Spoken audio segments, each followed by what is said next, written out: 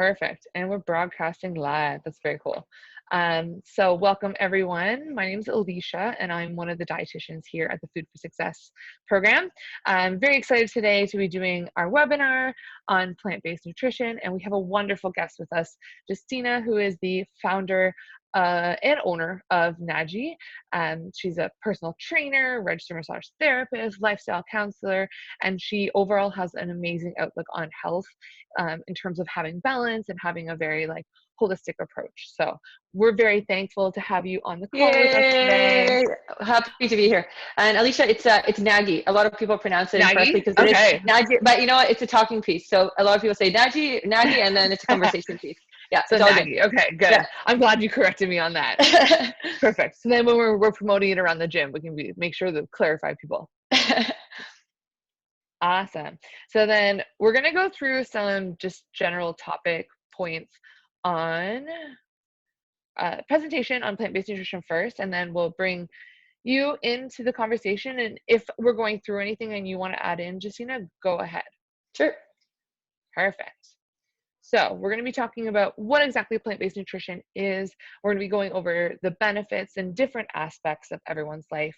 We're going to talk about different types of protein sources that are plant-based, because I feel like that's one of the major concerns when a lot of people are focusing more on plant-based nutrition, especially if you're an athlete or someone who does a lot of weight training. They're like, oh my God, how do I get my protein? So there's a lot of different ways, and we're just going to be touching on some. I'm sure you've probably heard that from people. Yeah, no, there's a lot. It's a common question. Yeah, exactly. And then we're going to talk about how to slowly integrate more plant-based nutrition into your diet. We're not promoting you go completely vegan from this webinar, but giving you some education and empowerment to be going outside of your comfort zones and trying more plant-based foods. Awesome. And then Q&A, the best part. Yay. Awesome. So plant-based nutrition, there's different, basically plant-based nutrition is where we're integrating more plant-based foods into our diet. And there's varying degrees of plant-based nutrition in terms of how you want to kind of define yourself. I'm a big proponent of not necessarily defining yourself, but having a flexible approach to your food. And I personally like to integrate more plant-based nutrition as the primary source, and then integrating other things as well, but not being completely exclusive in one way of eating or in other. So we have the traditional, which is the vegan diet. So that's where there's no animal products that's consumed. So no meat, seafood, poultry, eggs, dairy, and a lot of times they'll exclude things like honey and some other animal products like gelatin. So it doesn't necessarily say that you have to restrict fat or sugar or be super, super strict, but it's focusing more on the sources of the foods that you're consuming. From that, we have something that's, I would say, this is a little bit more extreme, but there's a large group of people that are raw vegan, and I would say maybe a little bit more of an insurgence in the most recent years. So it's the vegan where they don't have the animal products, but then they're not heat treating the food greater than 118 degrees Fahrenheit. So everything is raw. There's different schools of thought on it. Some people say that you're able to have better digestion and enzyme reaction from the food. It really varies person to person. So I personally, I've tried raw food vegan for a few weeks, and I know for myself, as someone with digestive issues, it wasn't for me, but I definitely find there is some people that swear by it and they feel really good. So to each their own, as long as we're planning it accordingly. Exactly. Yeah. And then we have different varying degrees of vegetarianism. So vegetarianism is, you may include certain elements of animal products, but generally it's avoiding meat. So we've lacto-vegetarian. So those are the people that include milk products. So cheese, yogurt, milk into their diet, sometimes ice cream, if that's what makes them happy, because that's what it's all about, is having that balance, that 80-20. Right. But they aren't eating eggs, meat, seafood, or poultry at all. And then we have the ovo-vegetarian. So they aren't eating dairy or meat or seafood or poultry, but they are including eggs.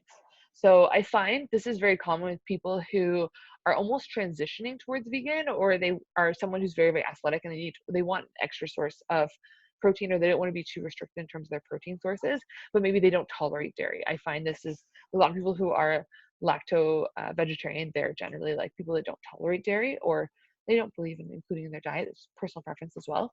Yeah. You have pescatarians. So I would say this makes up a large portion of vegetarians I see would be pescatarians. So they're including seafood and eggs into their diet, and some will include dairy as well, but they're not eating any meat and they're not eating any poultry. And then the last kind of version of vegetarian, I would say, would be the lacto-ovo. So they're eating dairy and eggs, but they're not eating seafood, meat, or poultry. Wow, that's a huge variety. There's a little bit for everybody. Yeah. I think that we don't realize when we talk about vegetarian, we think, oh, vegan, or those that include eggs and dairy, but we don't think about all the different varying degrees of it. Mm-hmm. And then we have two other variations that they're kind of like subcategories. The one is Mediterranean, so not necessarily vegetarian, but focusing on integrating more plant-based food into your diet. So focusing on healthy fats, focusing on more of like a whole food style diet, but they aren't putting restrictions on if they occasionally have dairy or if they occasionally have eggs, occasionally have poultry. That kind of falls under that category. And they're really promoting lots of like fatty fish and like olive oil and not restricting the fat by any means. And then you have the whole food plant-based low fat. So they're focusing more on like fruits and vegetables and legumes, and then nuts and seeds in smaller portions. And then they are really focusing on restricting their fat. So that's actually like a subcategory of plant-based in itself. So I would say like with that one, like focusing on making sure you are balanced, like there is probably some medical conditions that would benefit from total fat reduction, but having more variety of the food for sure, and making sure we are getting all the macronutrients in. So protein, carbs, and fat. Right. So getting into more of the benefits, like I know you and I were having a little bit of a chit chat that right. When I was doing my research, I didn't realize how much of like a larger scale economic impact the plant-based diets had, and that it was really impacting medical care costs. Yeah, huge. Yeah, just because we're increasing people's health, we're having less sick days for people, they're able to work longer, they're having longer life expectancies. Um, and then they're just feeling better overall. So we're able to add more to the workforce. And then if we're looking at kind of the like a smaller scale, looking at the individual, if they're choosing more whole food based plant-based sources, so including like legumes, incorporating more nuts and seeds, and tofu, if we're looking at from like the whole source of the tofu, like it can be a lot cheaper than having more meat, especially if we get into the whole topic of like grass-fed and right. locally sourced yeah. meat, which can be very expensive. And I would say that would be the healthier route if you were to have meat, but cheaper than that would be integrating more of the legumes and whole foods into your diet. I think you can also look at this from the perspective, I think a lot of people think, oh, plant-based can be really expensive because there's a lot of like specialty products out there. Yeah. And everyone seems to be coming out with their own unique like plant-based product. But I think those are like a separate category. Yes. Yeah, no, the convenience, like we're talking about convenience. So yes, convenience will cost you a little bit more, but you can just buy a bag of rice and legumes or split peas and incorporate it into some kind of a dish with tofu, and it's going to cost you like pennies. Well, not pennies. Exactly. No, think of cost of bag of rice, cost of split peas, some tofu. It's not that much. Like, I mean, that's simplifying it, but. Yeah, like even if you're looking at where you're getting your tofu too, like there's certain areas where ethnically they like, so a lot of like Asian cultures, they have been incorporating tofu into their diets for so long. And like we look at the China study and all the different research that's come out of like Asia in terms of life expectancy, and tofu was an integral part of their diets. And there's lots of places like locally in Toronto, but all over that you can actually get it at a more affordable rate for a larger portion size. Yeah, for sure. So then getting more into the health side of things, I actually, when I was doing research for this, I stumbled upon a really cool paper that was a paper actually directed to physicians. It was in this medical journal that they're now really pushing physicians to recommend plant-based diets. So like still having the Mediterranean approach, but also focusing a lot more on the plant-based diets, especially for people that have like cardiovascular disease or metabolic syndrome or high blood pressure, diabetes, like looking at blood sugar management, looking at lipid management. And they're seeing a huge improvement in these patients implementing more of a plant-based approach. Yeah, Yeah. it's far after. Yeah. It's like finally you really get it. But Exactly. Well, like, I don't know, for someone that I've been working as a dietitian for a while, it's like, for me, it seems like a no-brainer, but it's like, until a lot of times you have that research coming out that says conclusively what the actual cause and effect is, it's really cool to kind of see what's actually the end result is. Like, they're seeing that the 3-month average for blood sugar for people that have diabetes or prediabetes, that has a huge improvement. Cholesterol is dropping, blood pressure is dropping, and people are seeing huge weight reduction if they're doing it properly. yeah, if they're doing properly, and also energy levels. Like I find a lot of Yeah. people will say the first thing that they find is their energy levels increased by once they drop meat consumption. Yeah. Well, because then they're not having a lot of like trans fat, saturated fat coming in, and they're not having as much processed foods because they actually have to put extra effort in to their diet and Yeah, plan it more and make sure they're having better sources of food coming in terms of the quality. yeah, and you have more vitamins and minerals coming from plant-based. Like if you're eating more Exactly. fruits and veggies versus, let's say, Yeah. meat and potatoes and just a little bit of veggie on the side. So I think it's Yeah. just a combination of all the nutrients you're getting, and it's probably easier to digest versus like a tough cut of meat. Yes. Yes. Yeah. A different individual would be reacting completely different. I think it's good to kind of note, like, yeah, that you could see a huge change in kind of how your body functions. And I think another really positive thing would be also looking from the health perspective of, because people will be getting more fruits and vegetables coming in, even looking at acute kind of like colds and flus, a lot of times people see a reduction in that and an increase in their immunity just because they're getting more vitamins and minerals from plant-based sources. That makes sense. Hmm. And we're just seeing like overall like less heart disease mortality, which I think is huge. If we're able to implement a dietary intervention, which is very low risk, like we aren't involving any medication here, like that can do wonders for the future of the medical care system. So instead of focusing on that kind of like care once someone's already sick, focus on it before or at the first warning signs. Yeah, no, I completely agree. It's not too late for anybody. Like, Yeah, exactly. you can do it, yeah, in small little steps. Yeah, awesome. And then the last benefit that I found that was like the most sounded by research was just looking at the environmental impact. Like, I think in recent years, we've had a lot of people come and talk about plastic and talking about, we had a conversation about like reusable bags before this and how more and more places are banning plastic. I think looking from the diet perspective too, and how that impacts overall emissions and impacts land usage and impacts kind of our environment, I think that would be a huge reason in itself, just to, even if you're not going completely plant-based, but just swapping out some of your food sources for something that is a little more plant-based and trying to reduce your impact on the environment. Yeah. Yeah. And they're even saying, like, they were talking about like endangered species habitats and how sometimes like the plant-based nutrition, we are seeing um, some reduction in that risk factor for those endangered species. Yeah, I could see that because that's their environment. So, Yeah. they great, like think of bison. They're, well, or yeah, their wild habitat is outside. They're outside at all times. Yeah. So, Yeah. it just, yeah, helps their habitat, and in the long run, it also helps the reduce the emission of gases that come with farming and feeding cows. Yeah. 100%. And even just looking at like climate change, like looking at like the Arctic Circle, like there's certain species that can only really thrive in those very, very cold conditions. And if we're seeing a rise in temperatures, those animals are going to be like getting to a whole other story. Yeah, it's like saving the bees.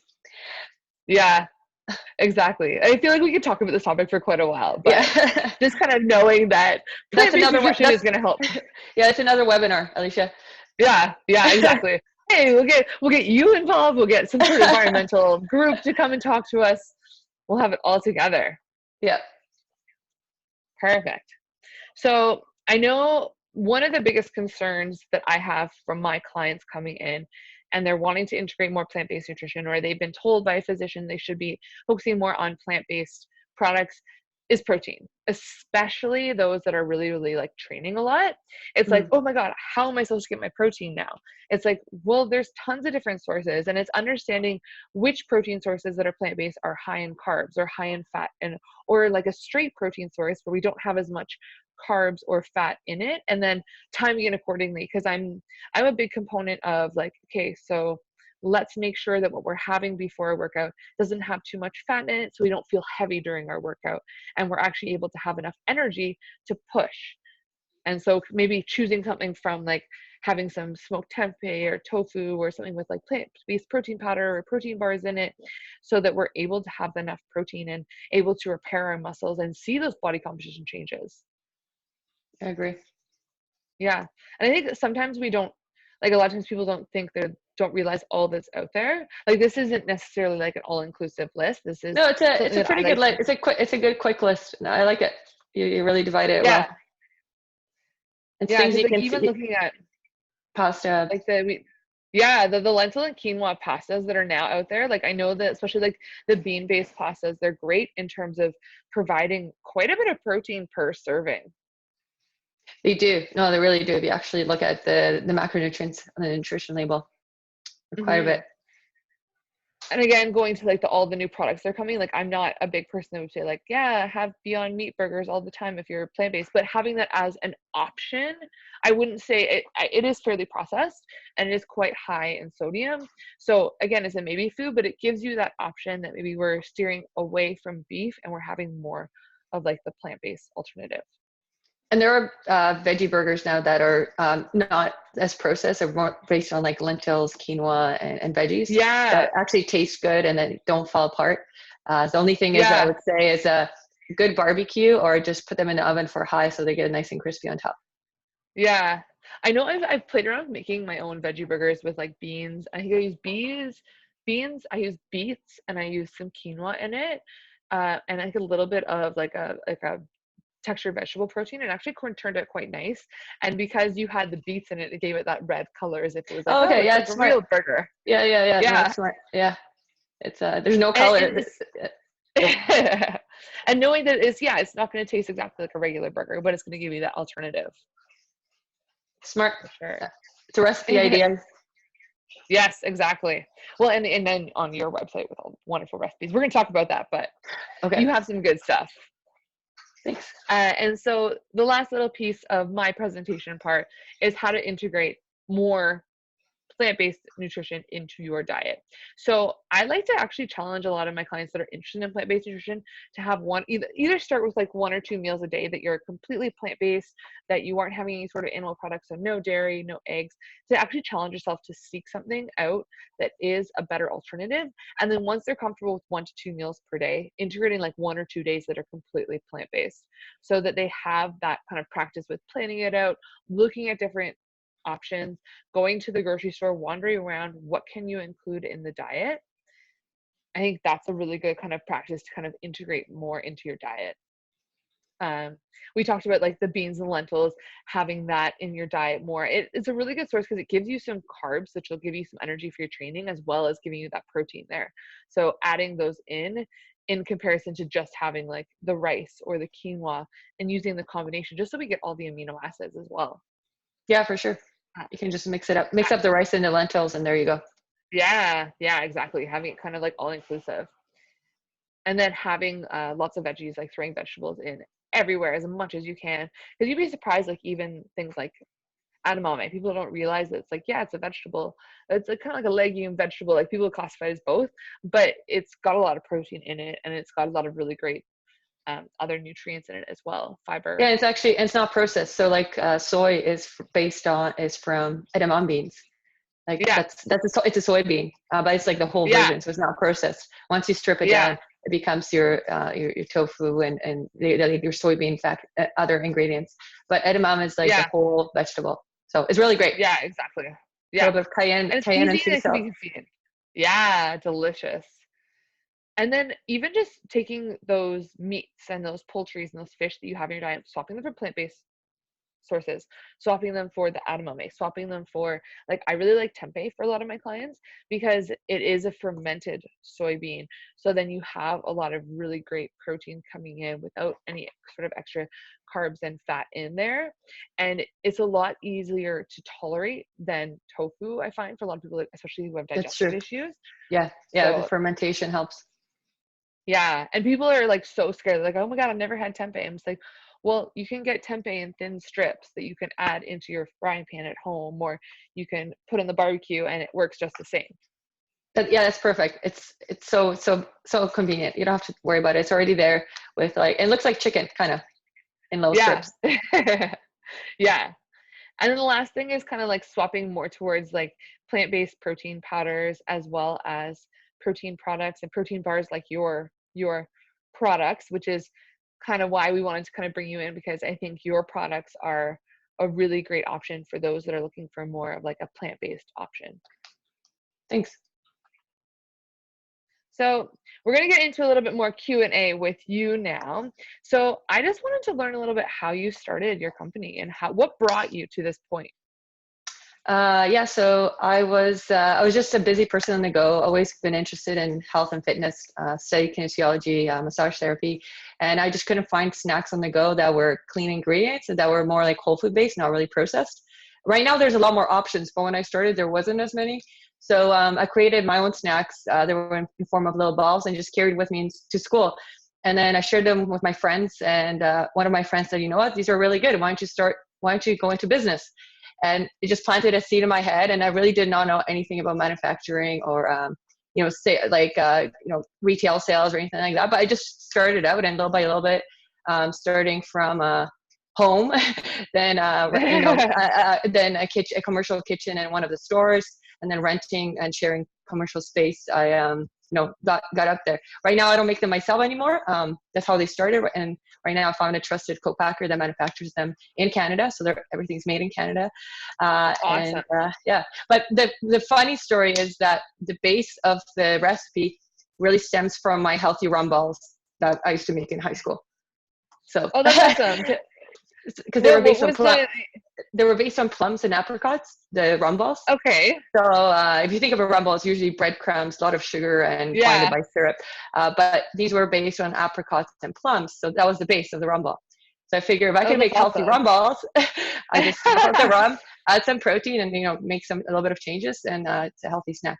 So that's how we're different. That's how we're different too. Like a lot of raw organic bars are based on dates. We don't use dates, we use plums, and that's because they have lower sugar content, and also they're a bit more mineral rich, like they're higher in iron and fiber. Fiber might be the same, but definitely higher iron and lower in sugar. So okay. That's awesome. Yeah. I think that kind of leads into my next question was, why did you choose the ingredients that you did? Like you use a lot of really awesome ingredients in your both the macaroons and in the bars themselves. And you've got goji's in there, you've got coconut in there. So why did you choose those ingredients? So anything I chose had to be high on the nutrition, like nutrient dense, meaning you get the most amount of benefit from that ingredient. So if like there's a lot of superfoods, and that's what I was really aiming for. So your cacao or coconut oil, there's sunflower, pumpkin seeds, and everything is just more whole food based. And I also the reason why I went plant-based is because I wanted to create something that's easy to digest by most people, so that everybody can have it and have the convenience of offering a portable snack that it sits well with your stomach and it tastes good. Mm-hmm. Well, I know that's why I was drawn to them originally, was because I have a lot of gut issues myself, and I was like always searching for a bar that didn't make my stomach really mad. And that was like all the ones that were date based. I was like, this is not sitting well. And then that's why I originally had yours, and it was like, this is great. It tastes great. It sits well. Like, so that's one thing that I always really enjoyed about it.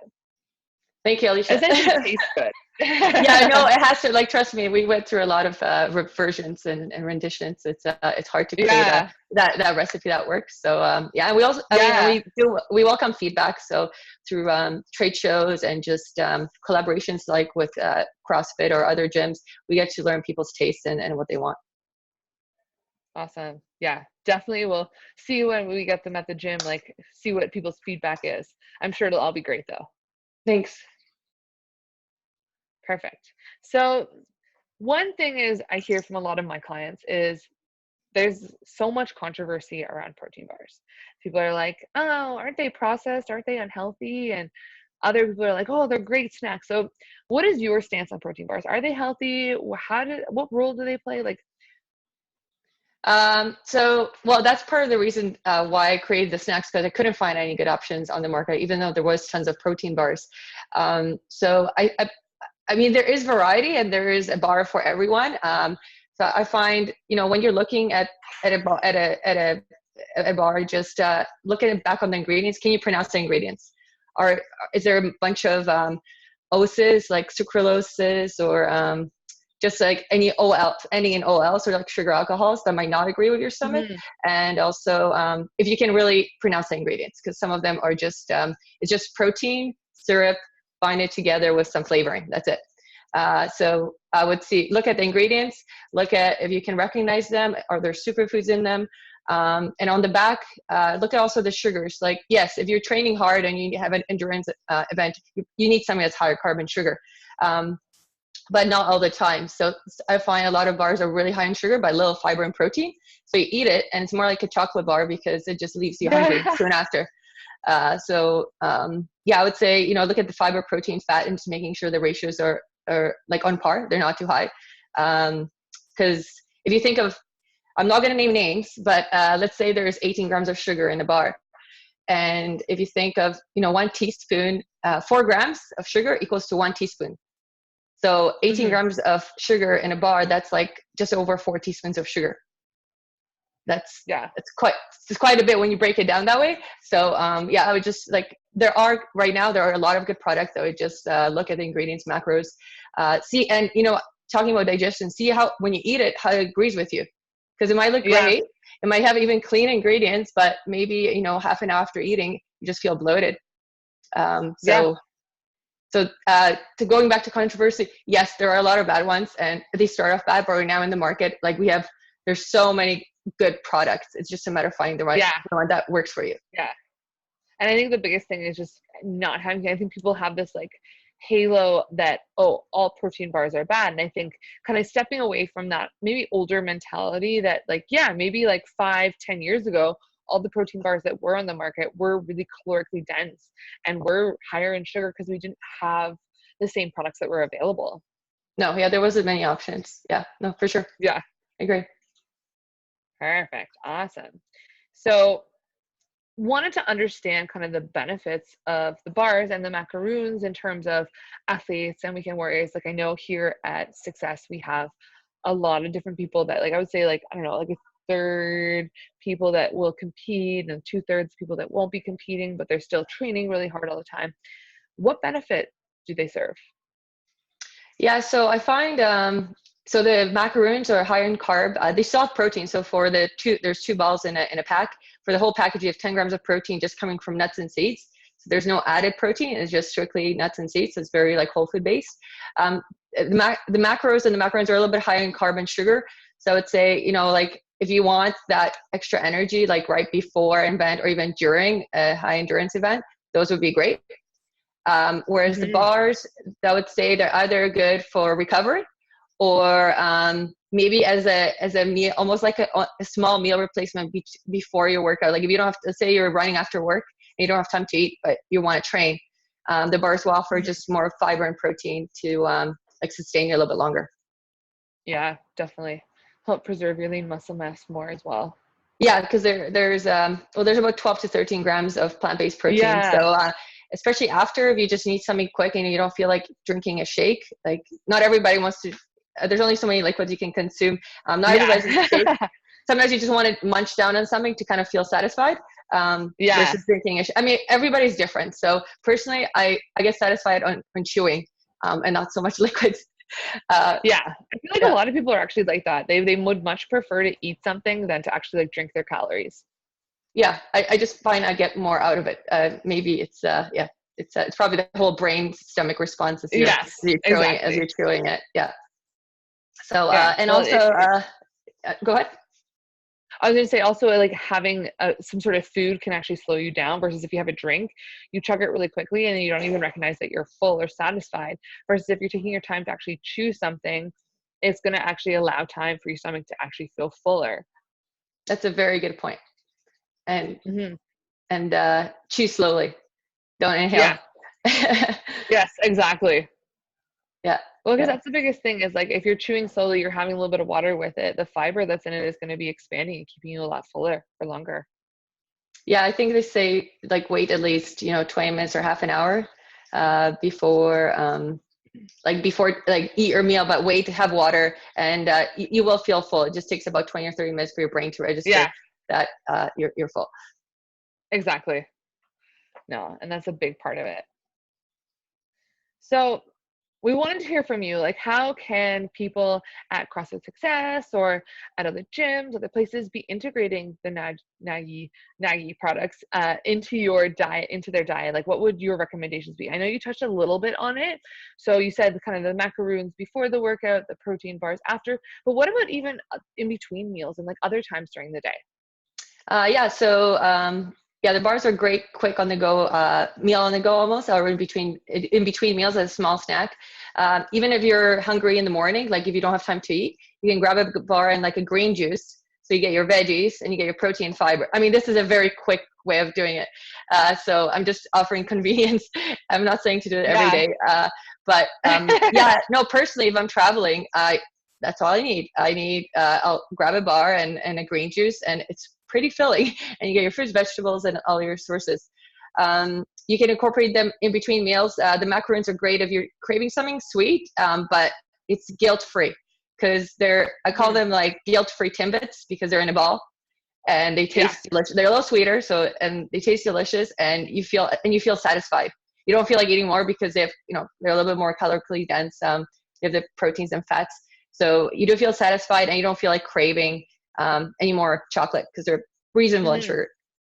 And also this picture, there's different ways there's so many different recipes. So like this one, you just create a smoothie bowl, and then just chop up the bars on top and use them as a smoothie topper or yogurt topper. You can top them on your oatmeal. Sometimes the apple cinnamon cranberry bar, I like to cut it in half and then put a little bit of almond butter on top or peanut butter. It just tastes like it almost tastes like a little treat, but you get your satisfaction.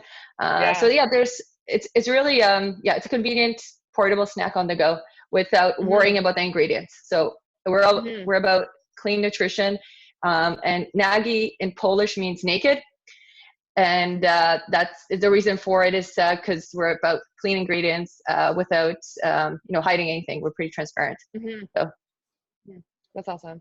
And I think a big, like going back, like with the sweets cravings, like I think there's a lot of people out there that when they're transitioning to more of a like healthier eating approach, they often will struggle a lot with sweets cravings and cravings for those things they used to have in their diet, like candy bars and baked goods. So I think like having that smoothie bowl with those smoothie toppers, like using the bar as a smoothie topper, or having the macaroons in your diet, like is a great way for them to help combat those sweets cravings.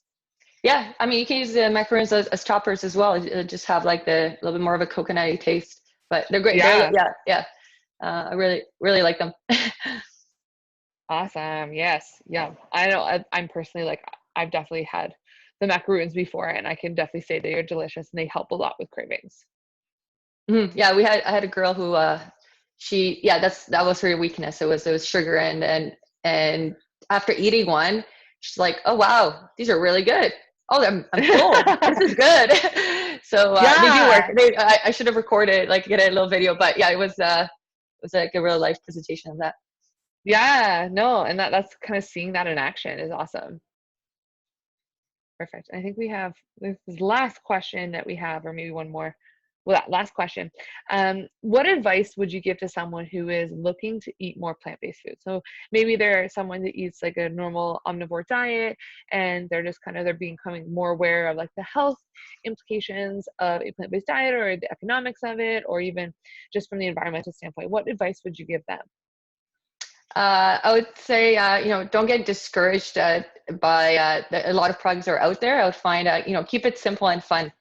So like find a few items that work for you based on your nutritionist recommendation or anybody else. Like just find a few, start small, find a few items that work for you so that you can mix and match and create your own, your own creations for meal ideas.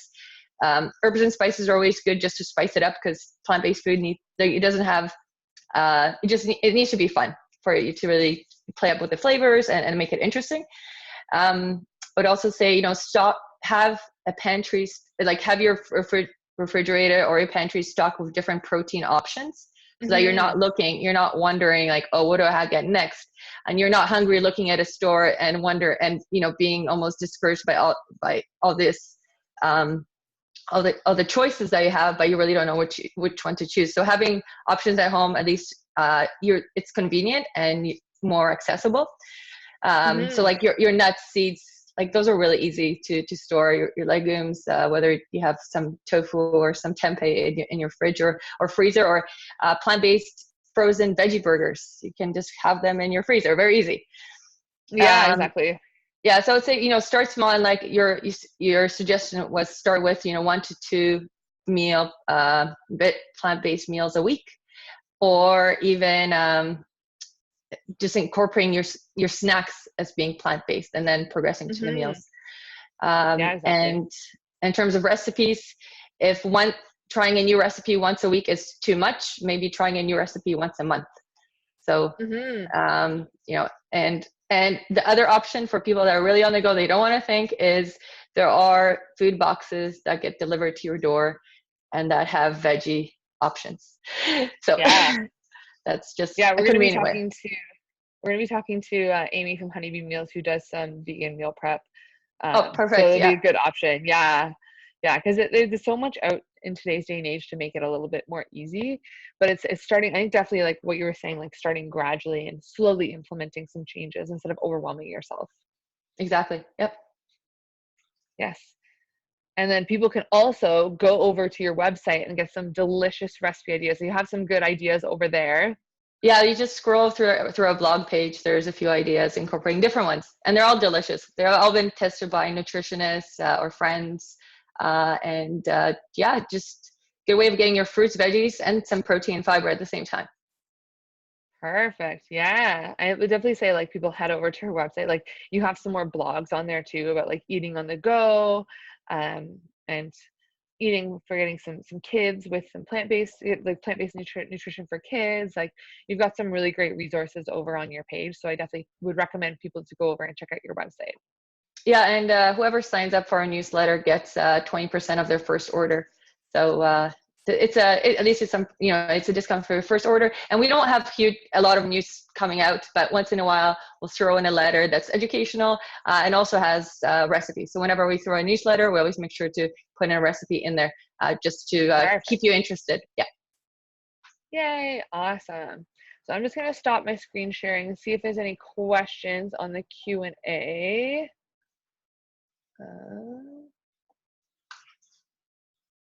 Give me 1 second. So, let's see, does anyone have questions for Justyna or myself about plant-based nutrition? We have some extra participants on there. Yay, we got some. we got some. Yeah. So I don't know, does anyone have questions for us? Feel free to chime in. There might be some later, Alysha. They might email you. Yeah, what we can always do is like if we get questions later on, because we're going to be recording this and then posting it, people can definitely reach out and ask questions, and we can send them over to you and we can get you to answer them, and we can even put them up on Instagram or on Facebook, wherever kind of works so that people can get all their questions answered. Awesome. Yay. Well, thank you so much for talking to us today about everything plant-based and your company and the products and all the wonderful things. Yeah, no, thanks for having me. It's a treat. It's a pleasure. Happy to spread the word. Wonderful. Yeah. And I hope you have a good weekend. Thanks. You too, everybody. Have a great weekend.